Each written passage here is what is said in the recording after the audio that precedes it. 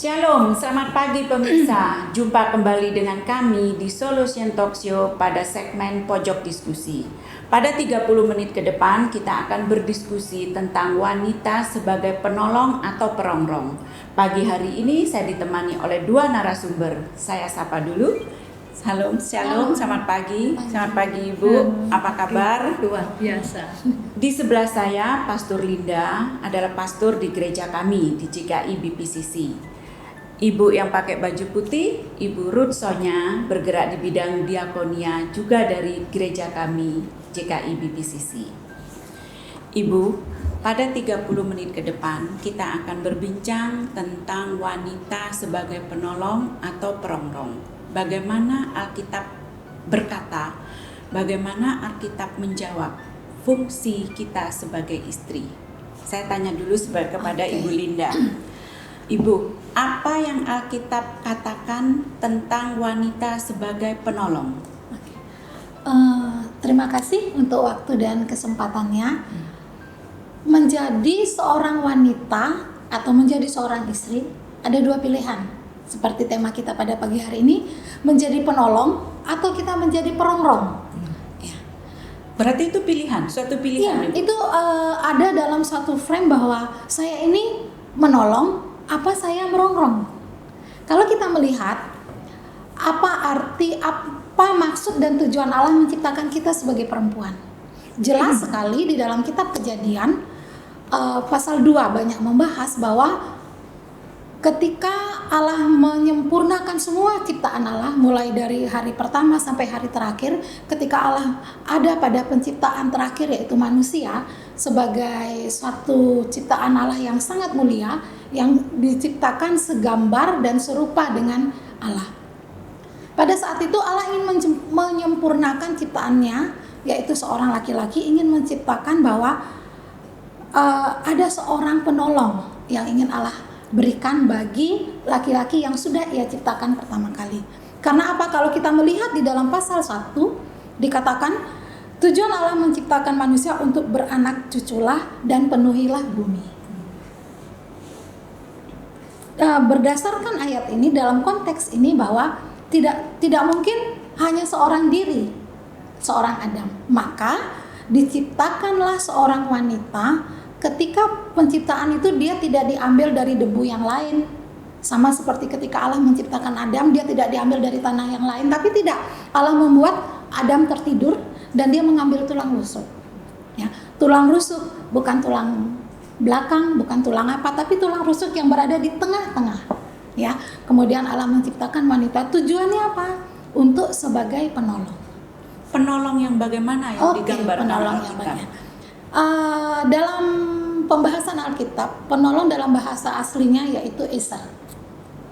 Penolong yang dimaksud adalah dia bukan dalam arti bahwa kita tuh sebagai penolong kan biasanya orang yang menolong kan orang yang lebih kuat, ya, orang yang lebih mampu, orang yang lebih bisa. Misalnya seorang dokter, dia menolong orang yang sakit karena dia lebih tahu, mengerti, dia lebih bisa, lebih kuat. Atau ketika ada orang kecelakaan, dia tidak berdaya, kita bisa menolong karena kita sehat, kita kuat. Tapi yang dimaksud sebagai penolong dalam penciptaan ini adalah dia menolong, dia mengisi, dia melengkapi yang tidak ada pada seorang Adam.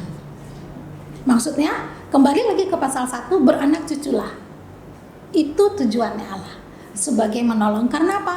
Seorang wanita adalah ibu dari segala yang hidup.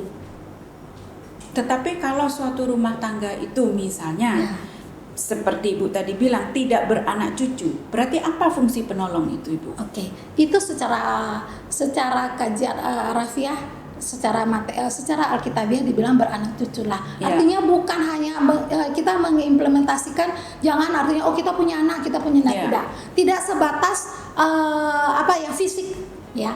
Tapi bagaimana kita bisa menjadi berkat. Mungkin anak kita tidak secara fisik mungkin berkat, mungkin kepandaian atau hal-hal yang bersifat kebaikan yang bisa Allah berikan kepada kita dalam rumah tangga itu. Misalnya begini, sebagai penolong, seorang penolong itu dia berarti mendukung membantu suami dikala ada suatu masalah. Itu. Jadi penolong yang sepadan. Berarti sepadan, berarti itu sejajar. Berarti sama. Bukan berarti Allah menciptakan, memberikan kita jodoh, bukan berarti saya lebih hebat, suami lebih hebat, istri tetap loh kamu ini di bawah. Bukan seperti itu maksudnya. Seperti itu. Tapi bagaimana kesepadanan itu kesejajaran.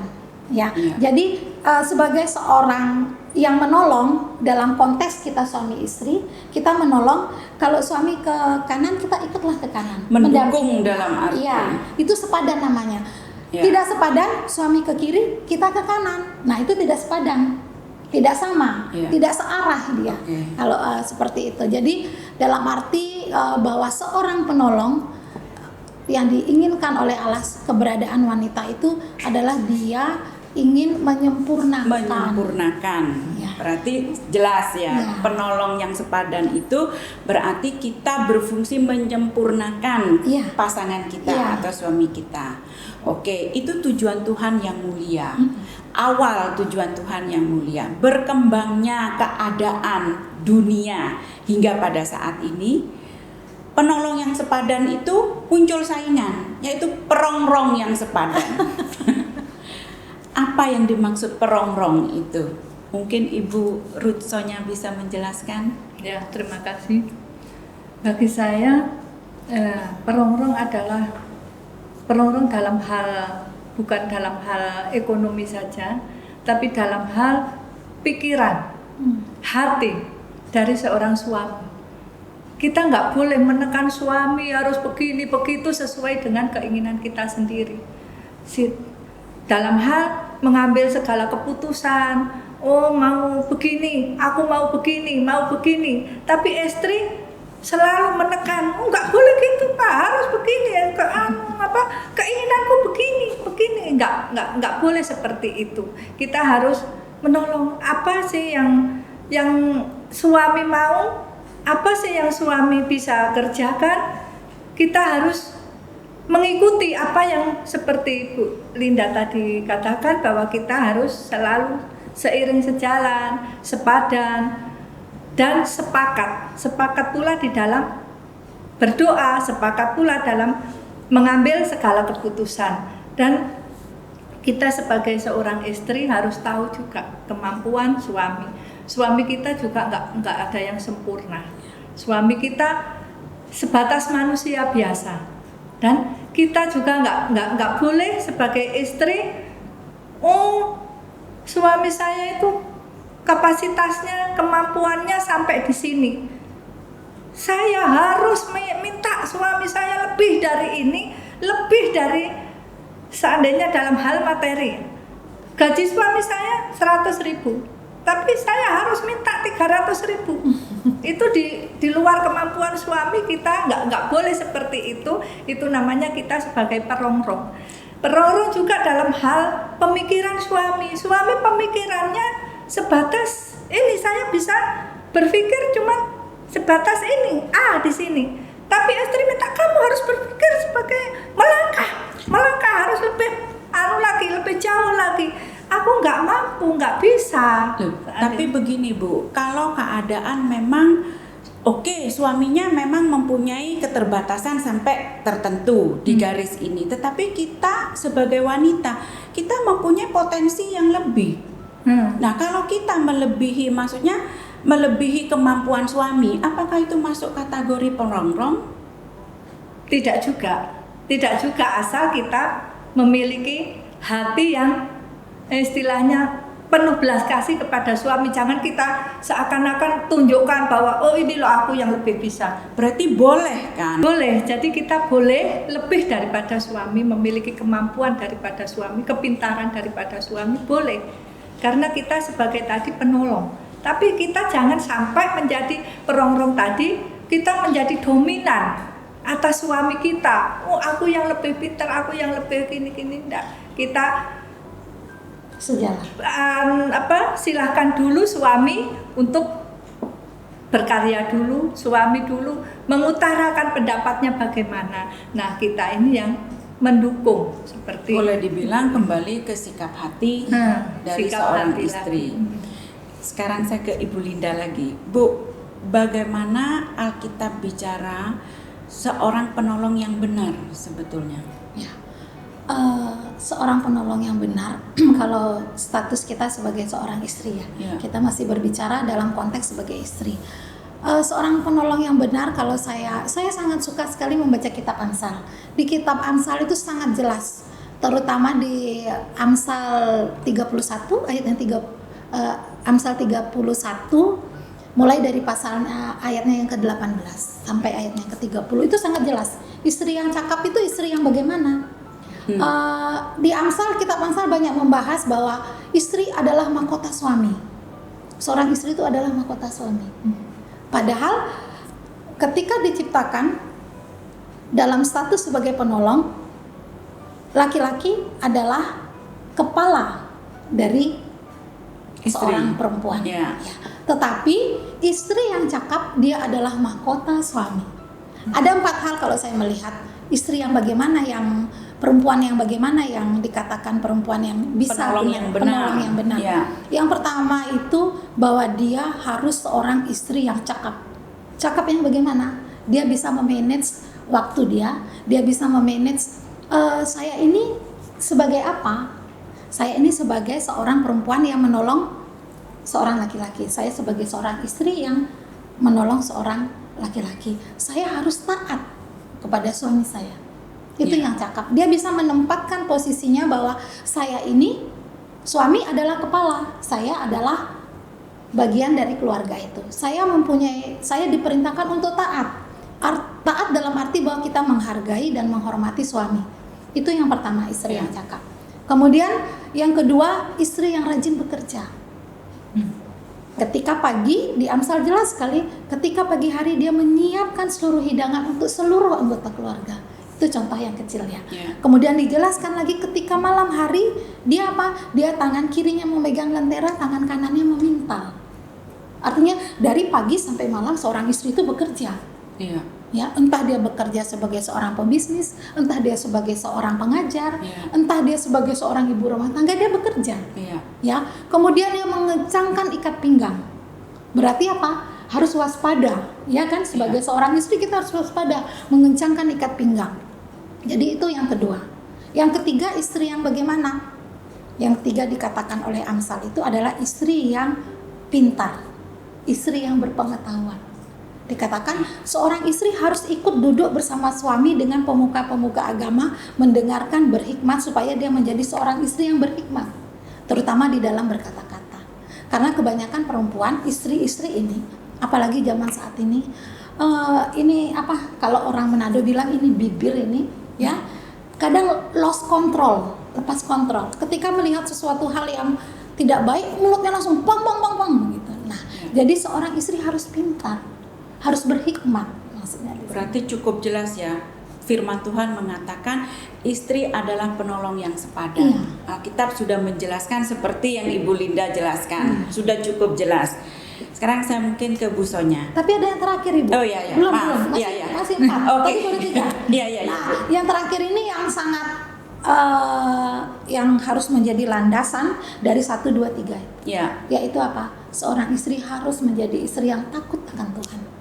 Itu kuncinya ya, Itu Bu. kuncinya, Bu. Iya. Karena apa? Di Amsal dikatakan kemolekan, kecantikan itu bukan suatu hal yang kekal. Tapi ketika seorang istri takut akan Tuhan, maka itulah istri yang diingini atau yang ini loh penolong yang baik. Iya. Oke, itu. Bu. Tapi nih ya, gambaran yang digambarkan Ibu Linda, oke, itu gambaran yang ideal. Tetapi di kenyataan sehari-hari Iya, benar. yang sudah dilakukan oleh seorang istri sama yang Ibu Linda utarakan. Tetapi justru itu yang dibuat senjata oleh suaminya, bahwa seolah-olah istri ini merongrong kewibawaan suami. Itu ada seperti itu. Bagaimana kalau seperti itu, Ibu? Ya, namanya kita masih terbatas sebagai seorang manusia ya. Artinya bahwa terkadang memang banyak suami yang merasa bahwa kok istri saya ini loh suka mendikte saya, ya enggak, atau istri saya kadang-kadang membuat saya malu, dengan sikap dan dengan sikap dan perkataannya, atau ketika kita mendidik anak-anak di dalam rumah. Boleh dibilang justru kesempurnaan istri itu menjadi senjata bagi bumerang bagi suaminya gitu loh. Lah itu terus bagaimana? Kalau kita dihadapkan sebagai wanita, kita harus bagaimana? Kita kembali lagi dengan mengingat kembali bahwa hai istri-istri, tunduklah kepada suami. Ya, kita harus kembali lagi mengingat itu. Yeah. Kemudian kita ingat, mungkin kita kembali lagi ingat, hai suami-suami, kasihilah istrimu. Ya kan, itu jelas dalam perjanjian baru diajarkan bahwa ini loh yang harus dilakukan. Jadi ketika kita diperhadapkan dengan suami yang seperti itu, mungkin satu hal yang bisa kita kerjakan. Kenapa? Ketika suami dalam posisi seperti itu, ketika kita akan menentang dia, ya besok kita, Pak kamu tuh begini-begini, wah pasti itu bukan meredam. Ya, itu malah menjadi satu hal yang dahsyat lebih untuk besar keluarga lagi. kita, ya, menjadi bumerang bagi kita. Saya ini loh sudah kerja, saya ini loh sudah menyiapkan makanan, saya ini loh sudah begini, kok kamu begini? Biasanya kan seorang perempuan begitu ya, sudah saya ini loh Pak capek sekali. Iya, saya ya ini karena loh capek kalau kita itu dibilang jadi bumerang bagi kita, otomatis kita kan dengan nggak sadar kita akan mengungkit peran kita. Saya kuat. Iya, saya sudah melakukan ini kan begitu. Iya. Sekali lagi bahwa kita harus sebagai kembali perempuan, ke ya, firman. kita harus kembali lagi, kita harus taat. Ya, sepandai-pandainya seorang istri, sehebat-hebatnya dia, ya, kita sehebat-hebatnya kita, sepandai-pandainya kita, secantik-cantiknya kita, sepandainya kita bergaul mendapat pengakuan, sehebatnya kita mendapat pengakuan dari masyarakat, kita harus ingat. Iya. Ya, suami adalah kepala yang harus kita taati, yang harus kita hormati, dan yang harus kita hargai. Ya, Itu mungkin okay. ya. Ya, terima kasih Ibu. Saya ke Ibu Sonya. Ya. Seperti awal tadi kita bilang bahwa wanita atau istri adalah penolong. Bolehkah kita menolong dalam hal kita menggantikan doa? Jadi suami kita nggak rajin berdoa. Oh, kita sebagai penolong, kita yang menggantikan doa. Malah ada istilah sampai istri adalah tiang doa. Menurut Ibu Sonya itu benar? Betul itu, sangat setuju saya, karena di dalam kehidupan rumah tangga saya memang istri adalah tiang doa. Yang berdoa itu istri. Nah, nanti kalau sudah selesai tutup doa, kita sharing firman, kita habis berdoa, yang menutup, yang memberkati itu baru suami. Itu kalau di rumah tangga saya yang kami lakukan bertahun-tahun tiap hari begitu. Jadi sah-sah saja, boleh-boleh saja kita sebagai istri itu berdoa buat suami, buat anak, buat pekerjaan suami, buat rumah tangga anak-anak, buat apapun pekerjaan, apapun di jalan nanti semua kita yang berdoa seorang istri, karena istri seperti dibilang tadi penolong dalam hal segala sesuatu, yang pekerjaan, dalam segala sesuatu apapun, terutama juga menolong dalam doa, ungkapan kepada Tuhan. Ya, tapi begini, oke, boleh, tidak salah, tidak berdosa seorang istri yang berdoa. Mungkin Bu Sonya mempunyai kebiasaan di rumah tangganya lebih banyak istri yang berdoa. Tetapi saya tanya kebenaran firman Tuhan. Begini Bu, kalau istri yang berdoa lebih banyak, sementara firman Tuhan mengatakan bahwa suami adalah wakil dari Tuhan. Bagaimana seorang suami mengetahui visi dari Tuhan apa kalau doa itu istri yang melakukan? Ya, oke. Di dalam satu kehidupan bahkan pelayanan di gereja pun ya, kita nggak usah jauh-jauh, di gereja biasanya yang jadi tim doa pasti ibu-ibu, ya, pasti ibu-ibu yang menjadi. Itu karena apa Ibu? Apa karena suami ini malas berdoa sehingga digantikan sama istri? Nah itu kan harus dicari, jangan kebiasaannya, tetapi kebenarannya. Jadi apa gini, itu? Di sini kembali lagi ke tujuan Allah menciptakan bahwa seorang perempuan, seorang Hawa, perempuan itu diciptakan untuk menolong, mengisi yang tidak ada pada seorang laki-laki atau seorang suami. Itu tujuannya istri itu. Nah, ada satu ungkapan atau satu pernyataan di Kitab Perjanjian Baru itu kalau tidak salah, seorang anak akan belajar tentang pengetahuan dari ayahnya. Ya, seorang anak akan belajar tentang Tuhan, akan belajar tentang agamanya dari seorang ibu. Ya, di situ kita bisa melihat peranan ayah, apa peranan seorang ibu. Ya, jadi artinya bahwa istri yang berdoa salah nggak? Atau seperti pertanyaannya tadi bahwa istri yang berdoa bagaimana, benar nggak? Ya memang seharusnya disitulah peranan seorang istri sebagai penolong.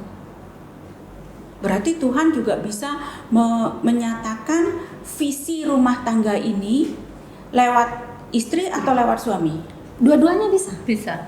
Ya, lewat istri juga bisa. Kadangkala contohnya ya ke rumah tangga saya. Kadangkala saya seperti ketika saya berdoa, selesai saya berdoa saya bilang gini, Papa, kok kayaknya terutama anak-anak ya, ketika kita membahas kok kayak anak-anak ini harus diingatin ya, kok kayaknya sudah melebihi aku berdoa kok tadi sangat hatiku teriris untuk si A, salah satu anak saya. Oh iya ya Mah ya. Jadi artinya bahwa tolong dia dinasehatin. Jadi artinya gini, ketika kita berdoa, ada visi Allah yang ingin Allah berikan kepada seorang ibu, terutama untuk mungkin mengingatkan suaminya, mengingatkan istrinya. Kadang-kadang kita, Papa kok kayaknya kamu sudah kelebihan ya. Artinya ketika kita berdoa, kita bisa menyadarkan, kita bisa mengingatkan seluruh keluarga. Jadi kadang-kadang visi Allah itu diberikan kepada siapa saja. Ya, bisa kepada orang tua, kepada anak-anak pun. Kadang-kadang anak-anak berdoa, Mama saya tadi berdoa Mama tentang ini begini, kok kayaknya akan terjadi seperti ini. Ya, itu bisa saja. Iya, ya. Karena bisa saja di firman Tuhan kan dikatakan juga nanti teruna-terunamu juga akan mendapatkan penglihatan. Tetapi idealnya juga sang suami tetap harus ada waktu sendiri buat Tuhan juga ada, supaya tahu visi dan misi Tuhan untuk keluarganya. Oke, Bu, tapi gini, pada kenyataannya dari awal sebetulnya firman Tuhan sudah jelas wanita ini sebagai penolong dengan apa yang tadi sudah Ibu jelaskan. Tetapi di zaman sekarang ini, kalau kita melihat emansipasi wanita, justru angka perceraian itu banyak dan itu yang menggugat wanita. Ini zaman yang boleh dibilang sudah nggak sesuai dengan firman Tuhan. Apa yang Ibu bisa berikan saran untuk wanita yang berani menggugat? Bagaimana? Mungkin dari Bu Sonya dulu. Ya. Ini dari pengalaman saya ya. Dalam situasi pandemi aja orang sudah susah. Nah, situasi pandemi gini membawa saya itu secara manusia, pemikiran juga susah, sedih. Karena apa? Sudah situasi pandemi membuat kita ini susah, pekerjaan sepi, ditambah suami operasi. Nah, suami operasi ini sudah nggak bisa bekerja. Secara logika kita kan sedih, susah. Bagaimana? Nah, dari situ kita sebagai istri, sebagai penolong harus juga bisa menolong dalam hal ekonomi. Ya, seandainya kita sebagai wanita terus nggak bisa apa-apa, kita pun juga susah. Tapi puji Tuhannya, saya ini dikasih karunia sama Tuhan, talenta sama Tuhan. Jadi istilah bahasa kerennya saya nggak mati gaya. Kalau ada orderan masak, saya masak. Orderan bikin kue, saya bikin kue. Ya, berarti kalau mau dibilang sebetulnya dengan situasi seperti ini, kalau si wanita sendiri itu bisa menolong keadaan, seharusnya tidak terjadi hal yang lebih buruk daripada pandemi ini, kan begitu Bu? Nah, berarti sebaliknya angka perceraian yang tinggi dilakukan oleh seorang wanita, itu wanitanya sendiri yang menggugat dan dia sebetulnya alasannya karena tidak bisa mengatasi keadaan. Betul. Bisa dibilang begitu? Iya, betul. Juga nggak siap hatinya untuk menerima semua keadaan itu. Mungkin yang tadinya keadaannya sudah enak, suami bisa mencukupi. Sedangkan masa sulit begini, masa pandemi gini, pekerjaan suami aja sudah sepi. Terus ditambah kayak saya ini suami operasi. Ya. Kalau kita nggak melakukan, nggak mempergunakan talenta karunia dari Tuhan, ya mungkin kita bisanya nuntut suami. Ya udah, kami sudah nggak bisa apa-apa. Kita bisa aja. Pastor Linda, berikan saran, jangan nunggu pandemi. Apa yang harus dilakukan wanita supaya fungsi penolong ini benar-benar memang menolong sejak awal, bukan kalau ada masalah baru datang sebagai penolong. Kita sendiri tidak tertolong dengan kondisi seperti itu. Bisa tolong diberikan saran? Memang kalau kita melihat setelah pandemi ini, dalam masa pandemi ini, kemarin sempat saya mendengar juga melihat di televisi bahwa kantor pengadilan agama itu penuh. Ya. Itu penuh sekali. Ya. Banyak orang yang menggugat cerai suami. Ya. Karena apa? Pertama itu permasalahan mereka sudah tidak bisa menafkahi, ya istilahnya mereka ya, tidak bisa menafkahi. Benarkah seorang istri yang seperti ini? Tentu salah, sangat salah. Karena apa? Kembali lagi ke saya bilang istri yang cakap, bahwa saat seperti ini tidak ada masa-masa seperti ini, saya berpikir bahwa tidak ada orang yang cukup pada saat ini. Semua mengalami suatu masalah. Tidak ada orang yang mengatakan bahwa saya tidak punya masalah, saya fine aja kok dalam masa pandemi ini. Tidak ada. Walaupun orang yang secara berkelebihan materi pasti merasakan bahwa hal ini sangat berdampak dalam kehidupan keluarga. Sekarang peranan seorang istri itu seperti apa? Kembali ke itu, penolong atau perongrong? Yang sebagai seorang penolong, ya kita harus bisa mengisi, harus pandai seperti Ibu Sonya, harus cerdas. Apa yang talenta yang sudah Tuhan berikan kepada kita sebagai seorang istri, itulah yang kita kerjakan. Supaya apa? Istilahnya dapur kita ini tetap ngebul, ya kan? Walaupun mungkin dulu yang kita bisa terima jutaan, kita hanya terima ratusan. Tapi dapur harus ngebul, anak-anak harus sejahtera, ya. Nah, disitulah peranan seorang istri. Nah, pertanyaannya, apakah hanya dalam masa pandemi ini? Oh, tidak. Ya, itu di masa-masa ini seorang istri dituntut lebih. Kalau mungkin kemarin di masa-masa senang, dia mungkin menolong, fine aja kok, saya uang 1 juta cukup kok, ya kan? Jadi saya kerjakan hal-hal yang lebih kecil, tetap menjadi seorang penolong, tapi mungkin persennya hanya 20%, 30%, ya kan? Seorang masa-masa senang itu ya kita lebih banyak enjoy lah. Oke, Bu, mungkin kita membahas wanita sebagai penolong kita sudah cukup. Ya. Nah, sekarang saya Perongrong. Nah, maksud saya tuh begini, apa yang sebenarnya, kenapa kita terjebak itu menjadi, kan semua wanita tidak ada yang punya tujuan mau berkeluarga sebagai perongrong. Tetapi apa pemicunya sehingga wanita itu bisa menjadi perongrong? Oke. Kalau kita melihat perongrong itu apa sih? Perongrong itu orang yang suka merongrong. Ya, orang yang suka merongrong bukan dalam arti seperti Ibu tadi bilang, dalam arti materi saja, tidak. Jadi perongrong, orang yang suka merongrong itu artinya bahwa orang yang suka merusak.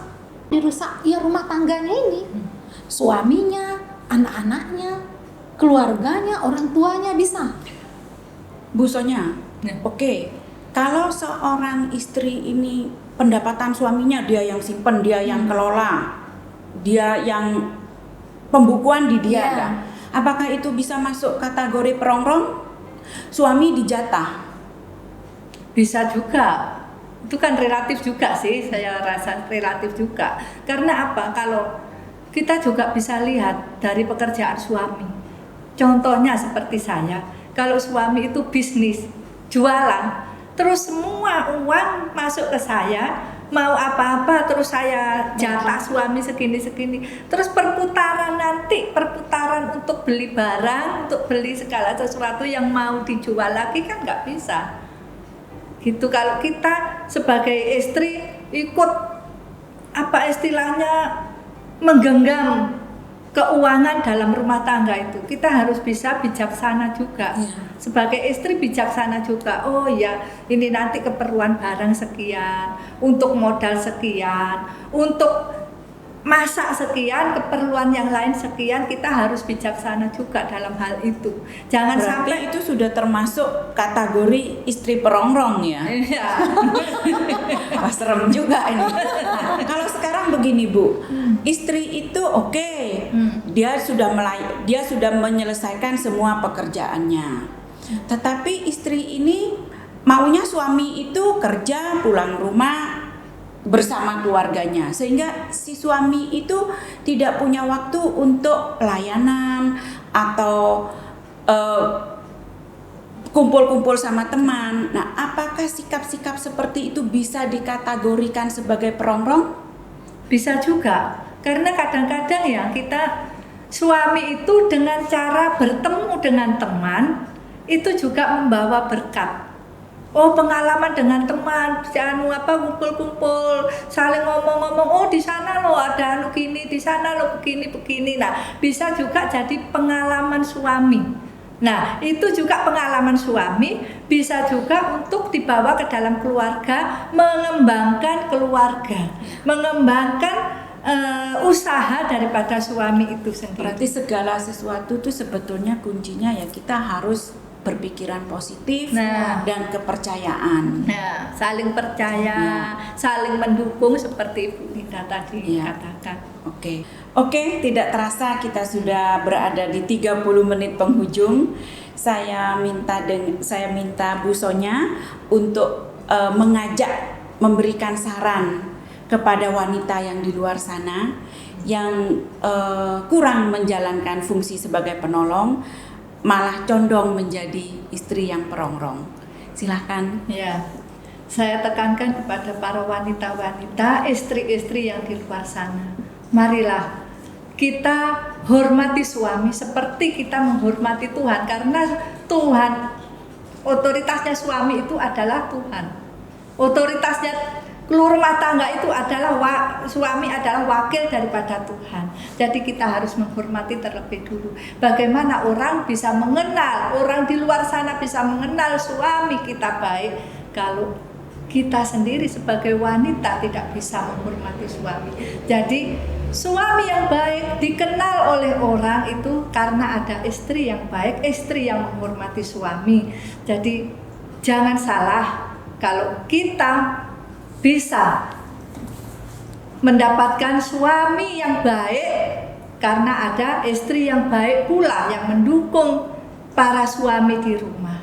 Jadi supaya setiap orang bisa menghormati suami kita, anak-anak menghormati daripada imam kita, maka kita harus juga menghormati suami. Jangan menjadi perongrong, karena suami adalah letak daripada visi dan misi Tuhan. Itu saran saya. Bu Linda, bisa tolong disimpulkan kembali apa yang benar wanita sebagai penolong? Untuk semua kaum wanita yang mendengarkan siaran ini, marilah kita menjadi seorang penolong bagi suami kita. Menolong dia, yang pertama kita harus menghargai dia, menaati dia, menghormati dia. Kemudian kita menjadi seorang yang benar-benar menolong dia dalam keadaan apapun. Kita yang mengetahui kelemahan suami kita, kita yang tahu di mana kekurangan suami kita. Disitulah kita harus menjadi penolong bagi dia, mengisi agar rumah tangga kita berjalan dengan sempurna. Satu hal yang harus kita lakukan sebagai seorang wanita pada masa-masa seperti ini, mari kita menjadi penolong, membawa keluarga kita, membawa suami kita menjadi mesbah Tuhan, menjadi keluarga yang takut akan Tuhan, sehingga keluarga kita fight. Menjadi kuat untuk melawan masa-masa seperti ini. Mungkin itu saja. Oke, terima kasih. Suami yang sukses ada istri yang hebat di belakangnya. Jika kita memilih hidup kita menikah, Tuhan sudah menentukan bahwa wanita yang menikah adalah dijadikan penolong yang sepadan bagi suaminya. Lakukan firman Tuhan. Tuhan Yesus memberkati.